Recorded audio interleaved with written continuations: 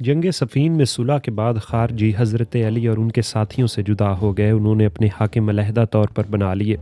जब हज़रत अली ने इनसे गुफ्तगू की तो वो वापस आ गए और हज़रत अली के पास आकर कूफ़ा में क़याम किया। अबू मखनफ़ ने अबू ख़ुबाब के हवाले से अम्मारा बिन रबिया से बयान किया है कि जब हज़रत अली कूफ़ा तशरीफ़ लाए और खारजियों ने आपका साथ छोड़ दिया तो शियान अली ने आपके पास जमा होकर कहा कि हम अपनी गर्दनों में आपकी दूसरी बैत का तोक डालना चाहते हैं, और वो बैत ये होगी कि हम हर उस शख्स के दोस्त होंगे जिसे आप दोस्त रखेंगे और हर उस शख्स के दुश्मन होंगे जिसे आप दुश्मन रखेंगे। इस पर खारजियों ने कहा कि तुम और शामी दोनों कुफर में एक दूसरे से आगे बढ़ने की कोशिश कर रहे हो, बिल्कुल इसी तरह जैसे घुड़दौड़ में दो घोड़े एक दूसरे से आगे बढ़ने की कोशिश करते हैं। शामियों ने मुआविया से भी इसी पर बात पर बैत की है जिसे मुआविया पसंद करेंगे और ये लोग भी उसी को पसंद करेंगे, और जिसे मुआविया बुरा समझेंगे ये लोग भी उसे बुरा समझेंगे। और तुम लोगों ने अली से इस बात पर बैत की है कि जिसे अली दोस्त रखेंगे तुम उसको दोस्त रखेंगे, और अली जिसे अपना दुश्मन रखेंगे तुम लोग उसको अपना दुश्मन रखोगे। ज़ियाद बिन अल नज़र ने जवाब दिया, खुदा की कसम अली ने जब बैत के लिए हाथ फैलाया था तो हमने अल्लाह अज़्ज़ व जल की किताब और नबी करीम की सुन्नत पर चलने की बैत की थी, लेकिन जब तुम लोगों ने हज़रत अली की मुखालफत की तो उनके साथी उनके पास आए और उनसे अर्ज़ किया कि हम उस शख्स के दोस्त हैं जो आपका दोस्त है और हर उस शख्स के दुश्मन हैं जो आपका दुश्मन हो, और यकीनन हम इसी तरह हैं क्योंकि अली हक़ और हिदायत पर हैं, और जो शख्स इनके मुखालफत करेगा वो गुमराह और गुमराह करने वाला है। हज़रत अली ने हज़रत अब्दुल्ला बिन अब्बास को इन खारजियों की जानिब रवाना किया और फरमाया कि इनका जवाब देने और इनसे बहस करने में जल्दी न करना जब तक कि मैं तुम्हारे पास न पहुंच जाऊं। हज़रत अब्दुल्ला बिन अब्बास इन खारजियों के पास तशरीफ़ ले गए। जब ये इनके पास पहुंचे तो वो उनके पास आकर उनसे बहस करने लगे। हज़रत अब्दुल्ला बिन अब्बास खामोश न रह सके और उन्होंने इन्हें जवाब देने शुरू किए। इब्न अब्बास ने फरमाया कि तुमने जो सालसियों पर एतराज़ किया वो सही नहीं, क्योंकि अल्लाह अज़्ज़ व जल का इरशाद है कि अगर ये दोनों इस्लाह का इरादा रखते हैं तो अल्लाह इन दोनों में इत्फाक फरमा देगा। जब ज़ौजैन के इख्तलाफ में सालिस मुतय्यन किए जा सकते हैं तो नबी करीम सल्लल्लाहु अलैहि वसल्लम की उम्मत के इख्तलाफात की सूरत में हुक्म क्यों ना मुतय्यन किए जाएंगे। ख्वारिज ने जवाब दिया, जिस चीज़ का हुक्म अल्लाह ताला ने इंसानों पर छोड़ दिया है और इन्हें इस अमर का इख्तियार दिया है कि वो इसमें गौर करके जिस शय को बेहतर पाएँ उसे इख्तियार करें, तो इस किस्म के मामलात में इंसानों का इख्तियार है और ये इख्तियार उसी के हुक्म के मुताबिक होगा।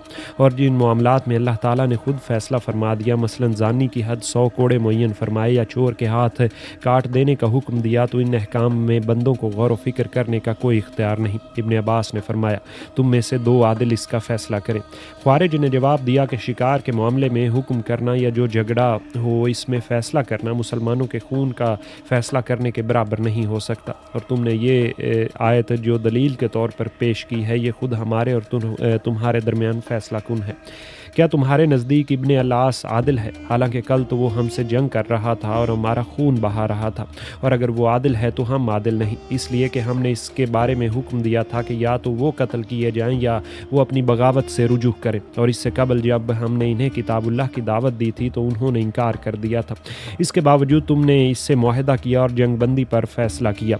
हालांकि अल्लाह अज़्ज़ व जल ने मुसलमानों और अहले हर्ब के दरमियान जंग बंद करने की ममानियत फरमाई है इस वक्त जबकि सूरह तौबा नाजिल हुई, सिवाय इस सूरत के कि ये लोग जिज़िया का इकरार करें। हज़रत अली ने ज़ियाद बिन अल नज़र को इस काम पर मामूर फरमाया कि वो ये देख कर बताएं कि उनकी जमात में कौन सा सरदार ऐसा है जो अपनी जमात के लिहाज से सबसे बड़ा समझा जाता हो। ज़ियाद बिन अल नज़र ने ये जायज़ा लेने के बाद हज़रत अली को बताया कि यज़ीद बिन कैस से ज़्यादा किसी के पास इतनी बड़ी जमात नहीं जितनी उसके पास है। हज़रत अली बाहर तशरीफ़ लाए और यज़ीद बिन कैस की जमात में गए। यज़ीद के खैमे पर पहुँचे, अंदर जाने के बाद वज़ू किया और उसी खैमे में 2 रकत नमाज पढ़ी, और इसके बाद यज़ीद को अस्फ़हान और रे कहा कि मुतय्यन किया। फिर हज़रत अली यज़ीद के खैमे से निकल कर खारजियों की जानिब तशरीफ़ ले गए।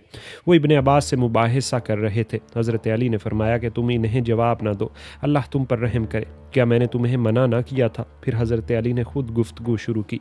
अव्वलन अल्लाह अज़्ज़ व जल की हम्द व सना की, फिर फरमाया, ऐ अल्लाह ये ऐसा मुकाम है जिसने आज के दिन में दखल दिया वो क़यामत के रोज़ ज़रूर दखल देने वाला शुमार होगा, और जिसने इस मसले पर कलाम किया और इस पर बहस की तो वो अंधा और गुमराह होगा। फिर हज़रत अली ने सवाल किया कि तुम्हारा रहबर कौन है? खारजी अब्दुल्ला बिन अलक़वा। حضرت علی: تم نے ہم سے بغاوت کیوں کی ہے؟ خارجی: اس لیے کہ تم نے صفین میں ثالثی کو قبول کیا۔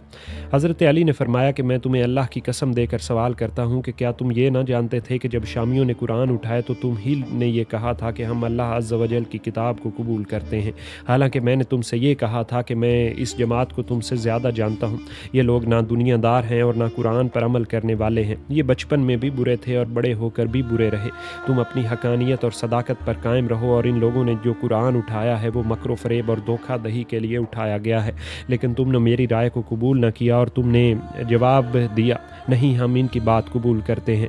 اب میں تم سے یہ کہتا ہوں کہ تم اپنی اس بات کو یاد کرو، اور تم نے جو میری نافرمانی کی تھی اسے بھی یاد کرو، جب تم نے سوائے معاہدے کے کسی بات کو قبول نہ کیا، اور میں نے دونوں ثالثوں پر یہ شرط لگائی کہ جس چیز کا قرآن حکم دے گا وہ اس کا حکم دیں گے، اور جس سے قرآن منع کرے گا اس سے رک جائیں گے۔ اب اگر وہ قرآن کے مطابق حکم دیتے ہیں تو ہمارے لیے یہ جائز نہیں کہ ان کے اس فیصلے کی خلاف ورزی کریں جو قرآن کے مطابق ہو، اور اگر وہ قرآن کی خلاف ورزی کرتے ہیں تو ہم ان کے حکم سے بری ہیں۔ خارجی: آپ یہ بتائیے کہ کیا آپ یہ جائز سمجھتے ہیں کہ خون کے معاملے میں آدمیوں کو ثالث بنائیں، اور کیا آپ اسے عادل سمجھتے ہیں؟ حضرت علی: ہم نے آدمیوں کو ثالث نہیں بنایا بلکہ ہم نے قرآن کو بنایا ہے۔ قرآن ایک ایسی تحریر ہے جو دو گتوں کے درمیان لکھی گئی ہے، اور قرآن خود کلام نہیں کر سکتا، اسے تو آدمی ہی تلاوت کریں گے۔ خارجی: ہمیں یہ بتائیے کہ آپ نے شامیوں سے یہ مدت کس لیے متعین کی ہے؟ حضرت علی: تاکہ جاہل اس بات کو جان لے اور عالم تحقیق کر لے، اور شاید اللہ عز و جل اسی ذریعے سے اس امت کی اصلاح فرما دے۔ اللہ تم پر رحم کرے، تم اپنے اپنے شہروں میں واپس جاؤ۔ یہ سب کے سب اس جواب پر اپنے شہروں کو واپس چلے گئے۔ ابو مخنف کہتا ہے کہ عبد الرحمن بن جدب الازدی نے اپنے باپ سے بھی اسی قسم کی گفتگو نقل کی تھی۔ خارجیوں کا قول یہ ہے کہ ہم نے حضرت علی کو یہ جواب دیا تھا کہ تو نے سچ کہا، ہم نے ایسا ہی کیا، اور کہا تھا جیسا کہ تو نے ذکر کیا ہے، لیکن یہ ہم نے کفر کیا تھا اور اللہ عز و جل سے ہم نے اس کفر سے توبہ کر لی ہے، تو جیسے ہم نے توبہ کی ہے تو بھی توبہ کر، ہم تیری بیعت کرتے ہیں ورنہ ہم تیرے مخالف ہیں۔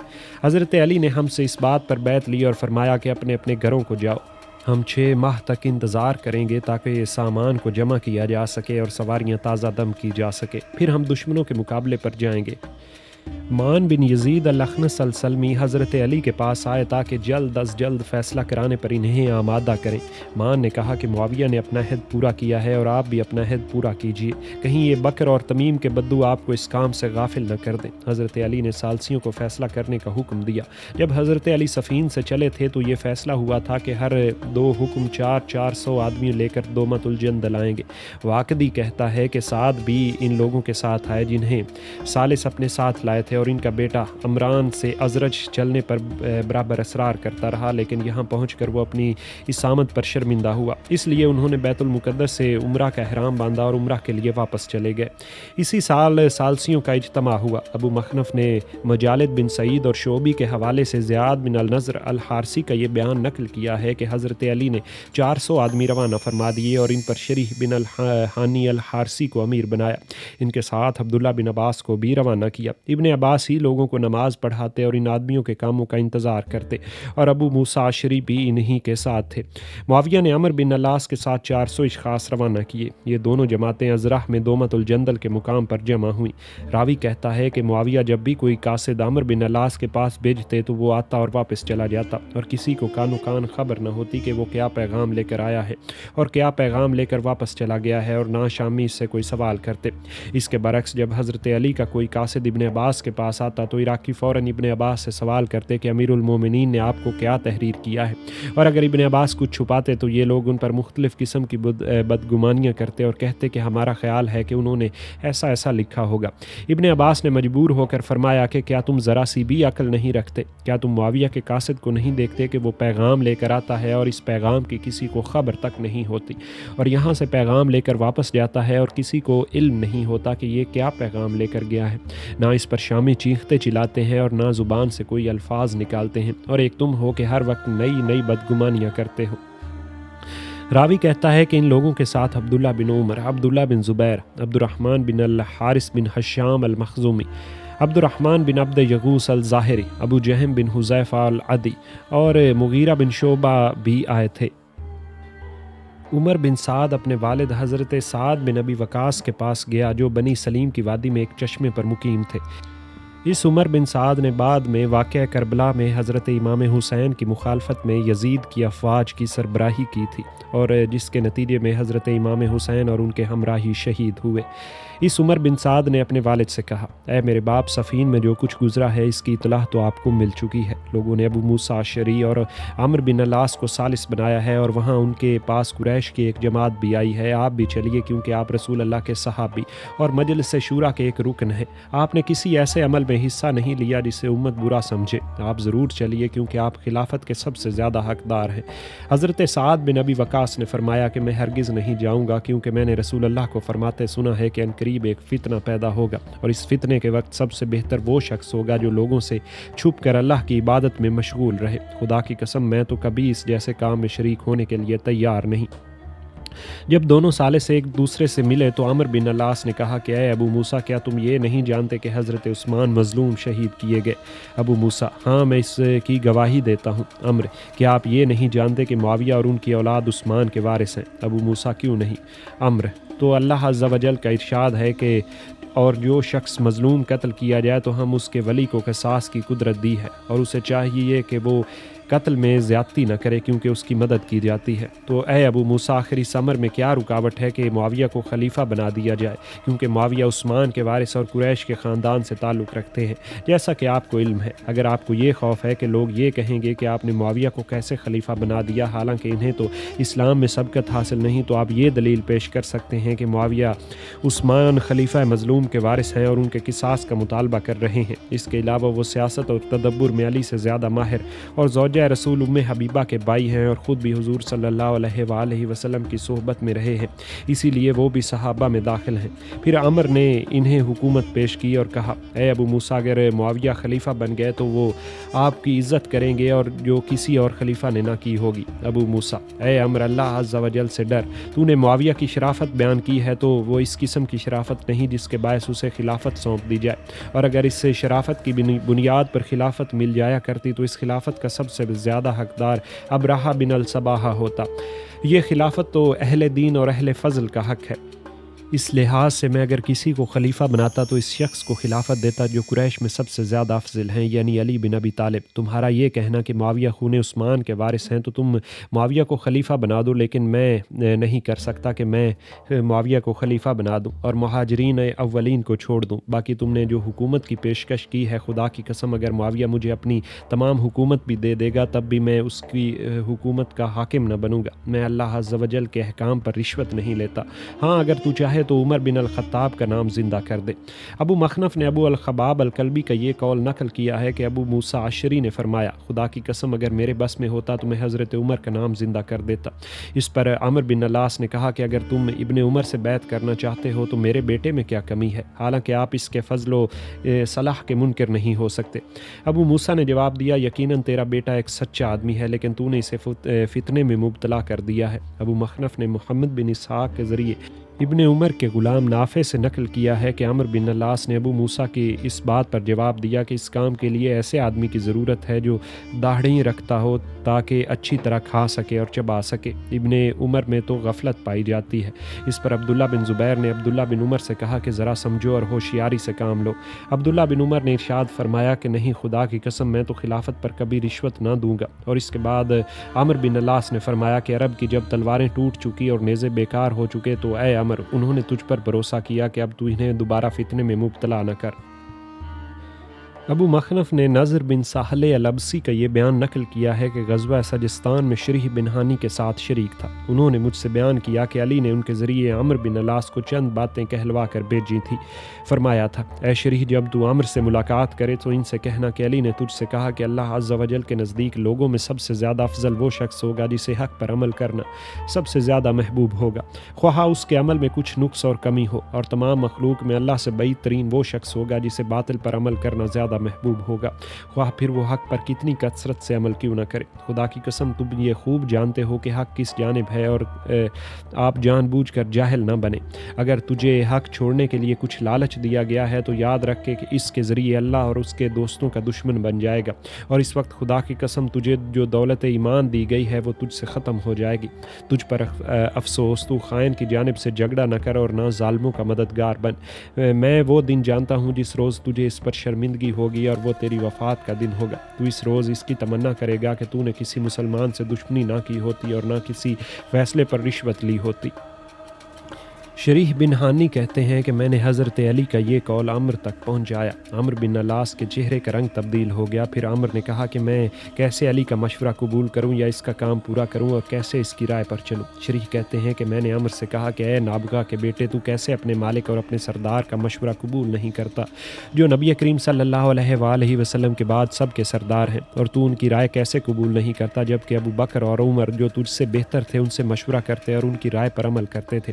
عمر نے جواب دیا کہ مجھ جیسا شخص تجھ جیسے شخص سے بات نہیں کر سکتا۔ میں نے جواب دیا تو کون سے باپ دادا کی وجہ سے نفرت کرتا ہے، کیا اپنے کنجوس باپ کی وجہ سے یا اپنی ماں نابغہ کی وجہ سے؟ شریح کہتے ہیں کہ یہ سن کر عمر اپنی جگہ سے کھڑا ہو گیا اور میں بھی اس کے ساتھ کھڑا ہو گیا۔ ابو مخنف نے ابو خباب الکلبی سے نقل کیا ہے کہ جب عمر بن العاص دومت الجندل میں ابو موسیٰ اشعری سے ملے تو عمر نے ابو موسیٰ کو پہلے اپنا فیصلہ سنانے پر مجبور کیا اور کہا کہ آپ رسول اللہ کے صحابی اور مجھ سے عمر میں بڑے ہیں، اس لیے آپ پہلے اعلان کریں تو میں بھی اعلان کروں۔ عمر ہر معاملے میں اسی طرح ابو موسیٰ کو آگے کر دیا کرتے تھے، اور اسی طرح ہر معاملے میں انہیں کہہ دیا کرتے تھے، اور چاہتے یہ تھے کہ ان سے علی کی خلافت کو ختم کروانے کا اعلان کریں۔ راوی کہتا ہے کہ ان دونوں نے علی اور معاویہ کے معاملے پر غور کیا اور کسی بات پر ان کا اتفاق نہ ہو سکا۔ عمر نے ابو موسیٰ کے سامنے معاویہ کا نام پیش کیا اور ابو موسیٰ نے انکار کیا۔ پھر عمر نے اپنے بیٹے عبداللہ کا نام پیش کیا، لیکن ابو موسیٰ نے اس رائے پر بھی انکار کر دیا۔ ابو موسیٰ نے عمر بن العاص کو عبداللہ بن عمر کی بیعت پر آمادہ کرنا چاہا، لیکن عمر نے اس سے انکار کر دیا۔ اس کے بعد عمر نے ابو موسیٰ سے دریافت کیا، پھر آخر آپ کی کیا رائے ہے؟ ابو موسیٰ: میری رائے تو یہ ہے کہ ہم ان دونوں شخصوں کو معزول کر دیں اور اس خلافت کو مسلمانوں کے مشورے پر چھوڑ دیں، اور مسلمان اپنے لیے جسے چاہیں اسے خلیفہ بنا لیں۔ عمر: صحیح رائے تو وہی ہے جو آپ نے دی ہے۔ اس کے بعد یہ دونوں لوگوں کے پاس گئے، تمام لوگ جمع تھے۔ عمر نے ابو موسیٰ سے کہا کہ آپ انہیں بتا دیجئے کہ ہم ایک رائے پر متفق اور متحد ہو چکے ہیں۔ ابو موسیٰ نے لوگوں سے کہا کہ میں اور عمر بن العاص ایک رائے پر اتفاق کر چکے ہیں، اور ہمیں امید ہے کہ اللہ عز و جل اس رائے کے ذریعے اس امت کی اصلاح فرما دے گا۔ عمر نے کہا کہ ابو موسیٰ سچ بولتے اور نیک بات کرتے ہیں۔ اے ابو موسیٰ آگے بڑھیں اور لوگوں کو بتا دیں۔ جب ابو موسیٰ اعلان کرنے کے لیے آگے بڑھے تو ابن عباس نے ابو موسیٰ سے فرمایا: آپ پر افسوس، خدا کی قسم مجھے یقین ہے کہ عمر نے آپ کو دھوکہ دیا ہے۔ اگر آپ دونوں ایک فیصلے پر متفق ہیں تو اعلان کے لیے عمر کو آگے کیجیے تاکہ وہ پہلے اس بات کا اعلان کرے، پھر بعد میں تم اعلان کرنا، کیونکہ عمر بن العاص ایک دھوکہ باز شخص ہے، اور مجھے یہ یقین نہیں کہ جو آپ کا اور اس کا فیصلہ ہوا ہے اس پر وہ راضی بھی ہو۔ اگر آپ پہلے لوگوں میں کھڑے ہو کر اعلان کریں گے تو آپ کی مخالفت کرے گا۔ ابو موسیٰ نہایت سادہ آدمی تھے، انہوں نے ابن عباس کو جواب دیا کہ نہیں، ہم دونوں ایک فیصلے پر متفق ہو چکے ہیں۔ ابو موسیٰ نے اللہ عز و جل کی حمد و ثنا کی، پھر فرمایا: اے لوگو، ہم نے اس امت کی خلافت کے معاملے پر غور کیا، اور ہم نے اس خلافت کے معاملے میں اس سے بہتر کوئی شے نہیں دیکھی جس پر میرا اور عمر کا اتفاق ہوا ہے۔ وہ یہ ہے کہ علی اور معاویہ دونوں کو معزول کر دیں اور اس خلافت کو امت پر چھوڑ دیں، اور جسے پسند کرے امت اسے اپنا خلیفہ منتخب کر لے۔ اس لیے میں نے علی اور معاویہ دونوں کو معزول کیا، اور تم اس کام میں خود غور کر لو، اور جسے تم اس سے خلافت کا اہل سمجھو اسے یہ خلافت سونپ دو۔ یہ کہہ کر ابو موسیٰ پیچھے ہٹ گئے۔ اس کے بعد عمر آگے بڑھے اور ابو موسیٰ کی جگہ کھڑے ہو کر پہلے اللہ عز و جل کی حمد و ثنا کی، اور اس کے بعد کہا کہ اس نے جو کچھ کہا ہے وہ تم نے سن لیا۔ اس نے اپنے ساتھی کو معزول کر دیا ہے، میں بھی اسے معزول کرتا ہوں، اور جسے اس نے معزول کیا، لیکن میں اپنے ساتھی معاویہ کو برقرار رکھتا ہوں، کیونکہ وہ حضرت عثمان بن عفان کے وارث اور ان کے قصاص کے طلبگار ہیں، اور لوگوں میں سب سے زیادہ اس مقام کے حقدار ہیں۔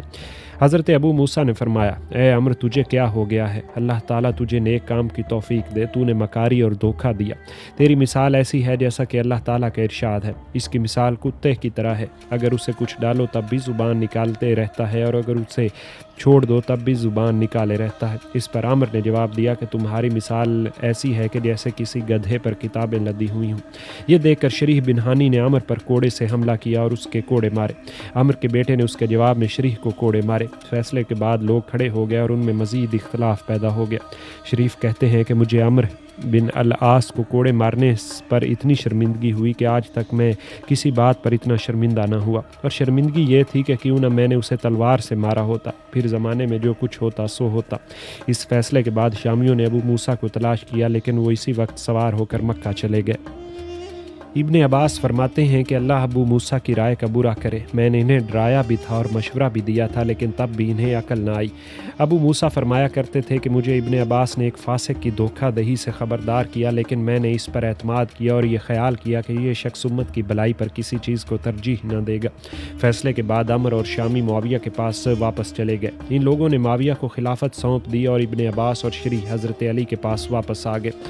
حضرت علی کا قاعدہ تھا کہ جب صبح نماز پڑھتے تو اس میں قنوت پڑھتے اور فرماتے کہ اے اللہ معاویہ، عمر بن العاص، ابو اللہ اور سلمی، حبیب بن مسلمہ، عبد الرحمن بن خالد، ضحاک بن قیس اور ولید بن عقبہ پر لعنت فرما۔ جب معاویہ کو یہ خبر پہنچی تو انہوں نے بھی قنوت شروع کر دی، اور قنوت میں علی، ابن عباس، اشتر، حسن اور حسین پر لعنت بھیجتے۔